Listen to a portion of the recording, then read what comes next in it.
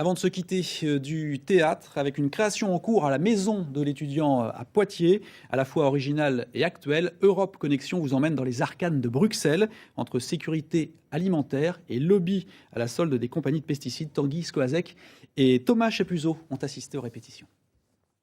C'est un des plus gros lobbies du marché, c'est là que tu voudrais rentrer. Tu as déjà commencé à négocier ton changement de statut. Si vous arrivez à bloquer la loi, tu commences dans un an à un salaire 10 fois supérieur à tes revenus actuels.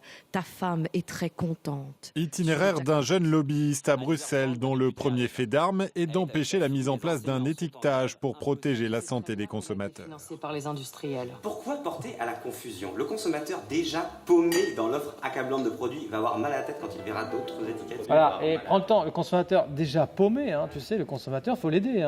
Un sujet d'une actualité troublante pour cette nouvelle pièce du metteur en scène poitevin Mathieu Roy, presque un théâtre documentaire. C'est un théâtre documenté dans la mesure où ça part de faits réels, de choses qu'on peut reconnaître, mais ça raconte après une histoire à travers une langue et une poétique qui est assez personnelle à Alexandra Badea, qui utilise le tu pour mettre le spectateur en position d'acteur. Et nous, avec notre dispositif et avec notamment cet objet qui est un casque audio, on invite les spectateurs à se coiffer de ce casque et ensuite à rentrer dans la peau du personnage principal et à le suivre et à se poser la question comment est-ce que moi j'aurais agi à sa place. Le théâtre immersif, c'est le choix particulièrement novateur dont s'est fait une spécialité la compagnie du Veilleur pour adapter ses textes contemporains et les rendre toujours plus accessibles. Un théâtre qui n'en est pas moins exigeant et c'est sûrement ce qui a séduit le Taipei Arts Festival, sorte d'Avignon taïwanais, pour proposer une carte blanche à Mathieu Roy.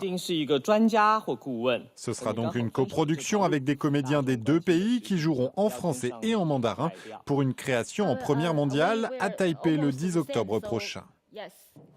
C'est extraordinaire. En tant qu'acteur, je n'ai jamais vécu une telle expérience. Ça me donne envie de rejouer ce genre d'expérimentation théâtrale et surtout, quand on est sur scène, on ne sait pas du tout ce qui se passe dans le casque.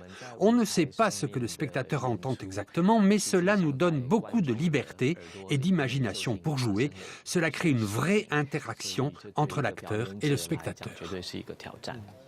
Jusqu'à la fin du mois, la compagnie est en résidence à la Maison de l'étudiant à l'Université de Poitiers avec plusieurs répétitions publiques avant d'y revenir avec la pièce créée dans son véritable décor du 6 au 10 février prochain.